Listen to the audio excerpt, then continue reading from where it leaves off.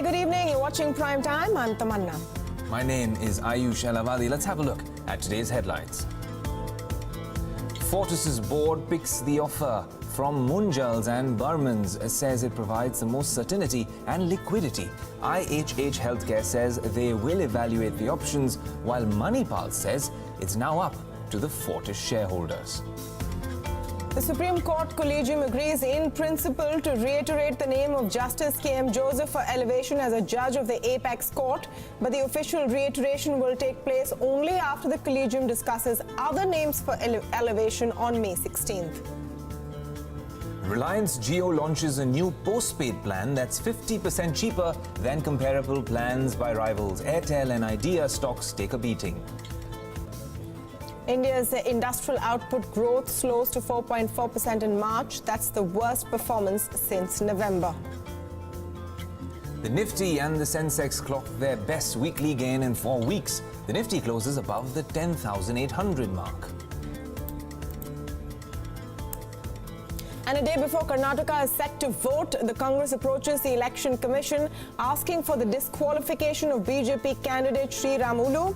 Congress cites a video allegedly showing the candidate attempting to give bribes for a favorable Supreme Court verdict.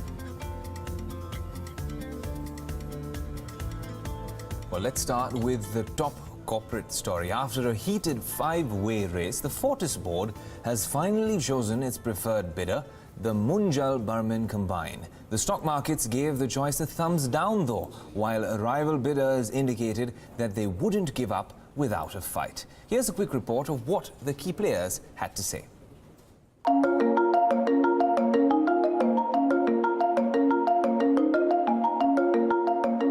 Well, we looked at all the different binding bids from the point of view of certainty versus risk, and we looked at them from the point of view also of liquidity for the company.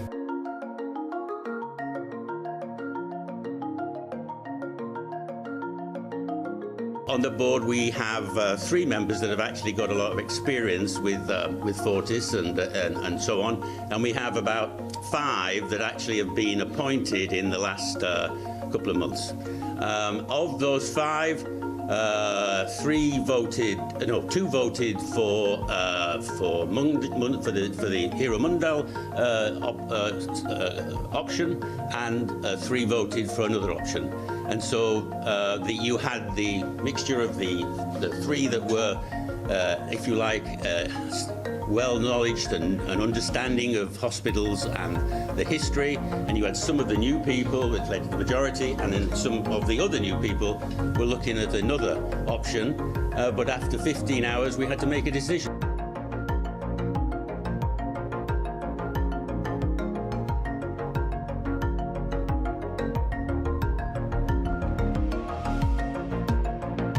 So we think it just needs support in liquidity, a calming touch to bring things to normal, and a governance system which will allow it to flourish and get to where it needs to.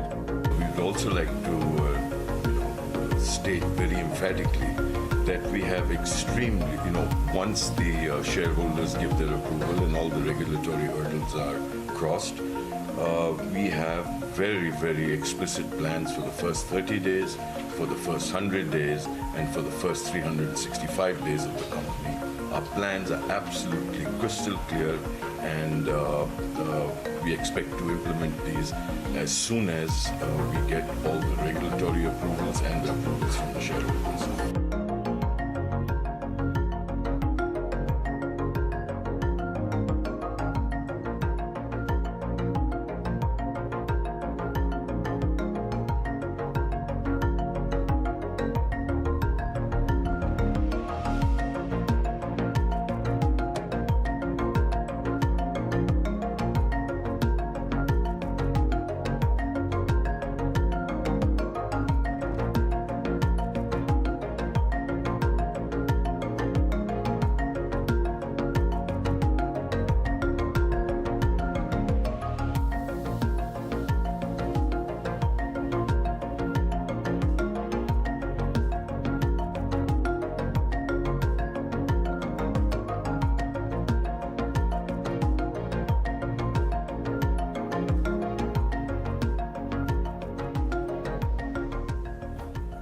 as the takeover battle for Fortis Healthcare gets to the next stage as the board backs Munjal's and Burman's, Yatin Mota gives us a comparison of all the bids and tells us the positives and the negatives of the Munjal-Burman family bid.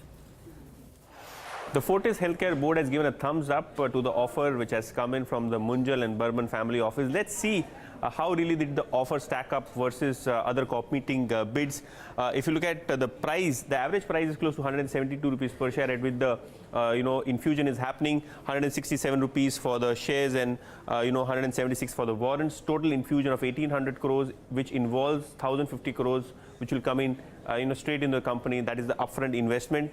If you look at IHH, the infusion was supposed to happen at 175. That is the kind of pricing they spoke about. And Manipal talking about 160 rupees valuation per share for Fortis Healthcare. And the total investment involved was close to 2,100 crores. But let's talk about the contours. As to how really did they stack up. Of course, the Munjal-Burman combined did not talk about any due diligence, so it was a straight plain vanilla infusion which had to be done. IHS asked for due diligence, and also it was largely to do with the cash infusion. Of course, the management could have been made to change the overall composition. Manipal also did the due diligence. They spoke about some complex structure in terms of the SRL stake buyout and having greater control over SRL. The mechanism was cash infusion and a merger with the hospital business moving forward. A fairly long exercise in terms of the restructuring. But let's talk about the Munjal and Burman combined. What were the key positives and the key drawbacks of the offer? If you talk about the positive, plain vanilla transaction, immediate fund infusion of 1,050 crores. The company needs capital in order to pay the debtors, the employees, and also the RST acquisition has to be planned in that manner. Of course, the limited shareholding would ensure that the dilution for the minority shareholders does not happen at a large scale, something which IHH proposed with that 4,000 crore infusion. And also the limited disruption could have happened given the fact that they are not the majority shareholder, so the board and the functioning could continue without any significant disruption in terms of the restructuring exercise. In terms of the drawback, and if you talk about that, the Munjal and Burman family do not have any expertise in running the healthcare or the hospitals chain business in the country. So that is something which could be seen as a drawback. Also, what's seen as a drawback is there is no clear timeline for the completion of SRL stake sale. What kind of valuation can they assign? If SRL doesn't happen, how long will the rights issue offer launch take place? That is something that is to be seen. And more importantly, there is no exit route for the existing shareholders, since it's a plain vanilla, limited shareholding and limited infusion. The open offer does not trigger, and probably there is no exit option for minority shareholders at this point in time. And eventual shareholding will be less than 20% of the Burman and the Munjal family combined, which means that the seriousness should not be seen moving forward in the longer term. The commitment does not really come up, as in the case with IHH and Manipal, which wanted to take control of the hospital business, wanted a long-term relationship and had a long-term plan. So that is slightly ambiguous as far as the offer is concerned. But clearly at this point in time, other bidders are slightly disappointed with the board's treatment of their offers, and there is a chance that there might be a revision for offers, or there might be a higher revision of offers moving forward from IHH and Manipal. That is what currently the market is expecting. So let's see how really the story unfolds for Fortis Healthcare moving forward. In fact, Bloomberg Quint's Menika Doshi caught up with Mohit Burman, who says that the Munjal-Burman combines binding offer is the only one that is ready to infuse money into the business straight away after shareholder approval, of course. He also says that the combine could look at increasing their holding stake after the deal is approved. Ours is the only binding offer which is ready to infuse money into the business straight away after shareholder approval. I mean, it's transparent, it's clean, and requires no due diligence, no agreements, and doesn't disrupt the structure of the business. Okay. In terms. So therefore, it's the most easy to execute, and I think that was one of the reasons. That was the few of the reasons that went for us. Let me break it down then on each one of these grounds, right? liquidity. Yeah. You have committed roughly 1,800 crores? Over 1,800 crores, 1,050 crores straight up as after shareholder approval, and the rest in a warrant structure, which we're committed as and when the company needs money, but committed to give it within 4 months. Okay. How did you determine 1,800 crores was the right amount of liquidity that this company needed at this point in time? No, I mean, you don't, I mean, as I said, we haven't done due diligence, so we don't know the exact number, but those were, we felt that... So how did you arrive at 1,800? No, there must be some math that you put together, yes, I mean, however rough it was. Could you take us through that? Yeah, our investment bankers and us, we put those numbers together in what we felt that the business would need over the next, to put it back into shape over the next 18 months or 2 years. And you're open to the idea of putting more money in? Yes. Okay. You also don't intend to change current management or board structure. Have I understood that correctly? No, because at this point of time, we don't have enough insight into the business to be making decisions like that.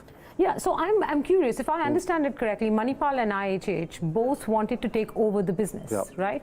You don't want to take over the business. No, you just want to put money to work in the business. No, not necessarily. A business that you won't have necessarily, you might be the single largest shareholder, but you will not have, in company law parlance, that overwhelming majority, so to speak. So what is this offer about? Because you're not buying out the company. No, I think overall, we will be, as soon as we get an entry into the company, we will be looking at it on a much larger scale, and as I said, we are willing and we are committed to put more money at work, and if need be, take our stakeholding up. Yes.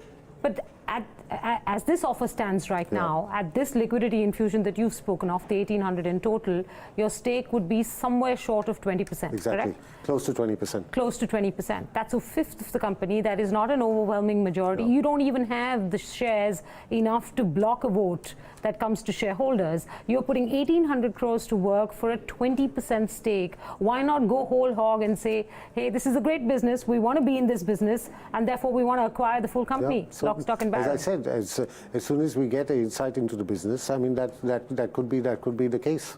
That you may choose to then exceed or increase your shareholding beyond that. Exactly. How long would it take for you to make that decision? That's a difficult question to answer, because as I said, I mean, at the moment we've only asked for 3 independent board seats, and once we've presented a short and a long-term view to the executive committee and to the board. Last 3 days we were doing presentations. Okay. So therefore we have a short-term and a long-term plan. What is in that long-term, short-term plan? Could you talk us through? Yeah, the short-term plan is to use this money to make sure that the business is back onto shape over the next 2 or 3 months. So what specifically will you be fixing with it? I mean, we have to. I mean, there are creditors knocking at the door. Doctors are leaving. So all that the machines need upgrades. The hospitals need money for upgrading. So all that money we're promising in the beginning will go used for that. Okay. And then for the mid-term plan, we have to look at SRL, we have to look at RHT. All those things have been addressed in our offer. All right, so that's Munjal-Burman's pitch. But how do independent analysts look at the entire deal? J.N. Gupta is joining us for more on that. He's founder and managing director of Stakeholders Empowerment Services, also the former executive director at SEBI. Very good evening to you, Mr. Gupta.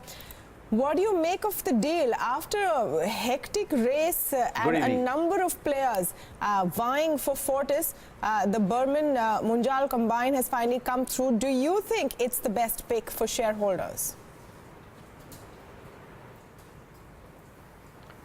See, I would never know what is the best or what is not good. But I would certainly say that as I was listening to what Menka was talking to Burmans, the issue is very clear that let us analyze why Fortis is in a bad shape today. It is not in bad shape because of external environment, but it is in bad shape today because of internal factors. Now, when Mr. Burman or Mr. Munjal says that they are not going to change the management, they are not going to get into the board and something, then how you get rid of those internal factors which were troubling the hospital chain? So you sink more money, but the situation remains same. And he has very clearly accepted that he does not have any expertise into the business. Now, it is a situation where the board has decided to give an aircraft to operate to a person who doesn't know how to operate the aircraft because of some highest bid or lowest bid. You don't do this into a business. The other issue is very clearly, if you look, Munjals are offering 167 and 175, and that too the 175 is in a to stay in a warrant. Whereas IHS offer was simple 175 rupees straight for both whatever they were investing. Now they only wanted 7 days of due diligence with a go or no go situation. Now if you recall, 27th March was the first announcement for a sell-off of this company. From 27th March till today 11th May, you have already got about 45 days gone.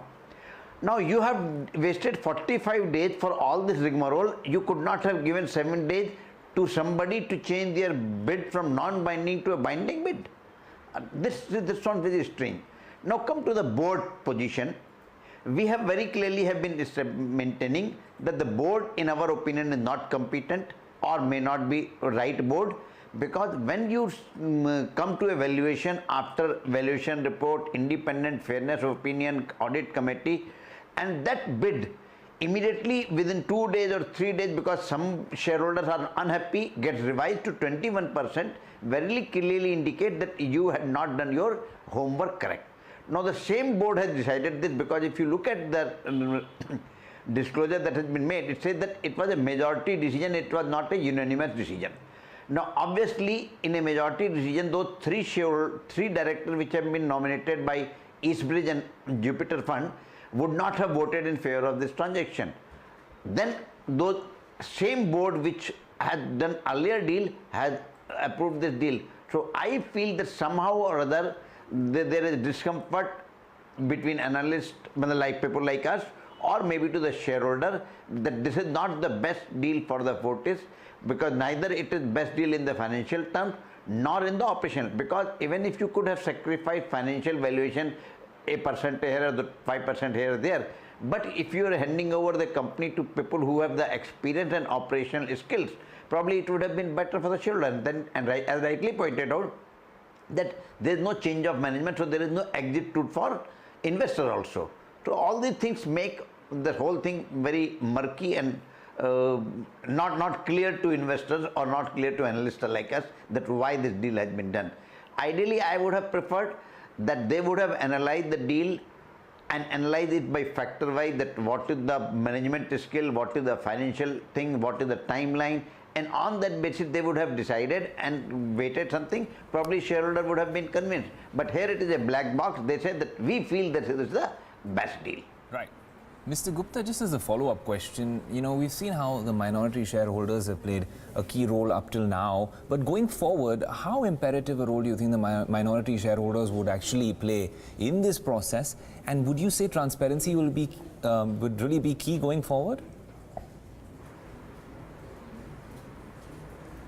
See, I would say when this proposal comes to the vote for minority share or for the shareholders, Burmans have already around 2 or 4% equity, I don't really know. They will not be allowed to vote because they will be interested party in this transaction. Now, as we know, the Eastbridge and Jupiter Fund around with the 12% holding are already saying that they are not going, they will not be voting.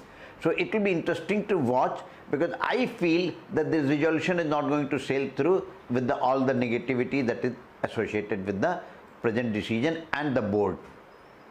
And now other situation is this, that this Eastbridge and Jupiter has already given a notice for removal of these 4 directors.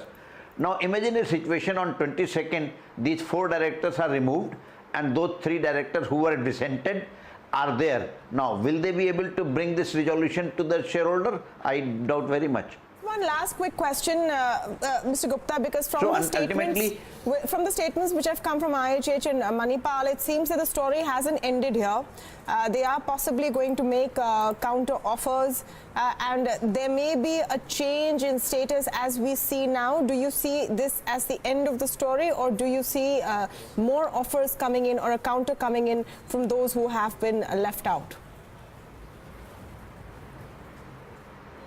See, certainly there is no end to this story as of now, because if you see, IHS has already started approaching shareholders, and Manipal would, I do not know whether Manipal has started or not. Now it is not a question of counter offer or higher offer, because this IHS has already given an offer which is more than Munjal's offer. So it is not a story of counter offer. It is a situation where a board has taken a decision which in my opinion may not be in the best interest of the shareholder. They in their wisdom have decided, but I would not have decided in that way. So there is a story is not ending here. Probably you will see maybe voluntary open offer or something like this, or if the resolution is defeated or the directors are voted out, probably this resolution will not be brought out in front of the shareholder at all. Let's wait and see how that story unfolds. Thank you so much, Mr. Gupta, for speaking with us. Now, the Supreme Court Collegium today gave an in-principle agreement to reiterate the name of Uttarakhand High Court Chief Justice K.M. Joseph for elevation as a judge of the Apex Court. However, his name has not been officially reiterated yet. The Collegium will meet again on May 16th to discuss other names for possible elevation to the Supreme Court. Justice Joseph's name will be sent back to the centre along with others, according to a Collegium resolution published on the Supreme Court's website. All right, to take the story further, Vikas Singh, senior advocate of the Supreme Court and president of the Supreme Court's Bar Association, joins us on the phone from Delhi. Mr. Singh, thanks so much for speaking to us.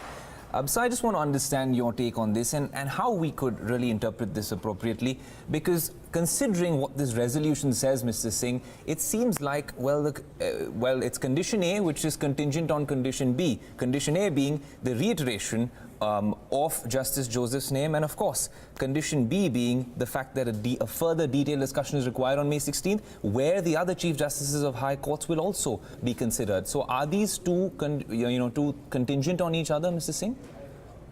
Well, if you ask my personal view, I have always been very firm of the view that wherever names are to be sent, they should always be sent of all the vacancies. So in the first place, when the name of Justice Joseph was sent, it was not correct to send only 2 names. They should have sent was, even then there were 6 vacancies. But now, having said that and having now sent 2 names, ideally they should have reiterated Justice Joseph first and then sent the other names.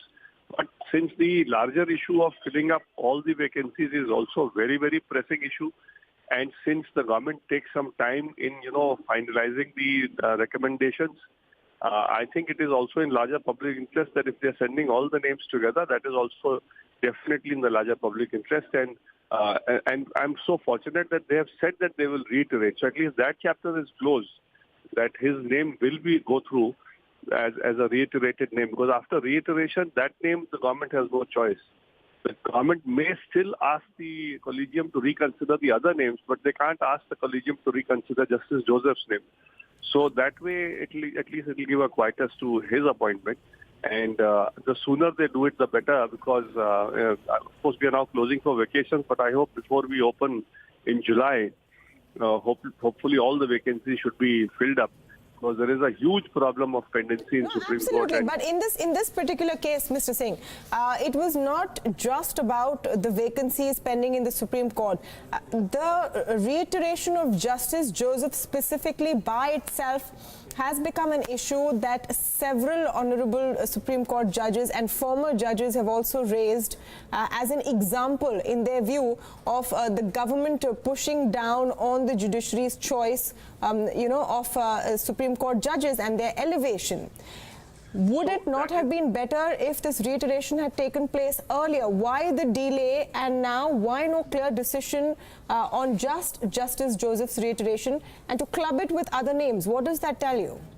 Well, the point is that as long as they've made it clear that they are reiterating the names, so to that extent the supremacy of the judiciary and the independence of the judiciary is, sort of restored in some sense. But ideally, as I told you earlier, I would have been happier if they had, sent his reiteration immediately and then decided the names. But the other way also is also good, because ultimately all the vacancies have to be filled up. And in the pressure of recommending, reiterating the name of Justice Joseph, if they can get through the other names also, I think that is, otherwise, what could have happened, that if they reiterated and then not met for another 2 months to decide the other names, that would have had a more serious adverse impact on the functioning of the higher judiciary. So in the pressure of reiterating his name, if they decide the other names as well, I think it's a damn good idea. And the fact that they have already said that they will reiterate, So that gives a quietus to at least his elevation is concerned. All right. Thank you so much for speaking with us, Vikas Singh there. Now, Reliance Jio is not done yet shaking up the telecom market. The country's youngest telecom operator has gone ahead and now cut tariff, this time for post-paid connections. This has put its competitors in a spot. Bharti Airtel is the top nifty loser today as a result of this announcement, as other telecom operators are expected to follow suit to the 199 offer. Yash Upadhyay joins us now for more on this story. Yash, the tariff war seems to be spreading. Tell us what you are picking up. Are other telecom companies, will they be quick to respond with cuts of their own? Well, clearly it is good news for the customers, but not so much for the telecom operators. Now, typically, the postpaid customers, they account for a small fraction of the total customer base for these telecom companies, but they command a very high ARPU. Now, according to Morgan Stanley, they believe that close to 6% of the total customer base of Bharti Airtel are postpaid customers, and they have an ARPU, that is the average revenue per user, of about 400 rupees. So in a scenario like this, they have done a sensitivity analysis, and they believe that if 10% of its postpaid customers were to shift to the lower 199 rupee plan by Reliance Jio, that would impact their India wireless business revenues by as much as 1% and would mean a hit of close to 300 basis points on their consolidated EBITDA. Now, while the other two telecom players may not be in a position to match the offer by Reliance Jio, they would be under pressure to reduce prices. And in a situation like this, Jefferies believes that if postpaid prices were to reduce by say 10%, then it would impact the EBITDA of Idea Cellular by as much as 12% and for Airtel as well by about 6%. Deutsche Bank, in view of this event, has lowered the industry forecast by 9% for FY19 to $21.5 billion, and because of that, we have seen both the telecom stocks, Bharti Airtel and Idea Cellular, getting pounded in today's day of trade. All right, let's talk a bit more about what industry impact we will see. Thank you so much, Yash, for joining us for all of those updates. I'm joined now by Tanu Sharma, Associate Director, Corporate India Ratings and Research. Very good evening to you, Tanu. We saw the impact Jio's aggressive tariff policy had on its own ARPUs in Q4. Do they seem set to withstand even a deeper cut, which others will also have to follow with? Who will really make it to the end of this war?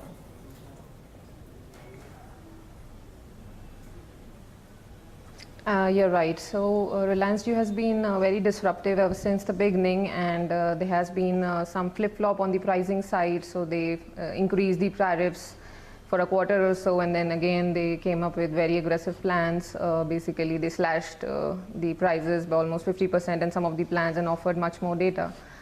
So that was constrained so far to the prepaid segment, and they did not have too much of a postpaid plans, but now they have entered that segment also, which was so far a coveted segment wherein the customers were very sticky with the existing clients. So although there was an industry ARPU getting capped to a certain level and some of the postpaid shifting to prepaid, those were the trends that we were seeing.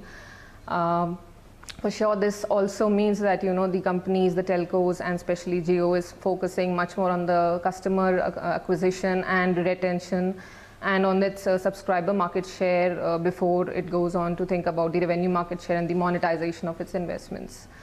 So India Ratings believes that this will keep the competitive intensity even higher than what we were anticipating, and while everybody was trying to guess, that in another 4 quarters or 3 quarters we should see some kind of an improvement, this only shows that the going would get tougher, and maybe another 4 quarters at least look very, very difficult in terms of the pricing environment getting stabilized and the focus shifting back to the ROC. So at present it looks like the basic idea is to build and retain the market share on the subscriber itself.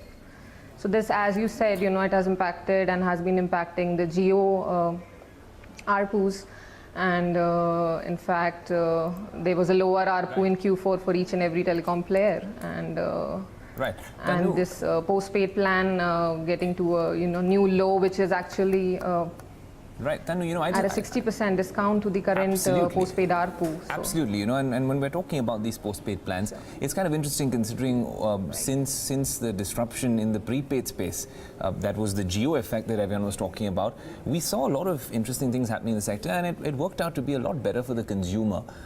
You know, much before Jio came in, we saw how operators were trying to really migrate customers from prepaid to postpaid with very lucrative offers. But the Indian mindset, you know, often makes a lot of us stick to prepaid plans. They're a lot more popular. Do you think we could see, and as an offshoot of this development, do you think we could see a lot of Jio's prepaid customers also considering the postpaid option? Is that something that you foresee?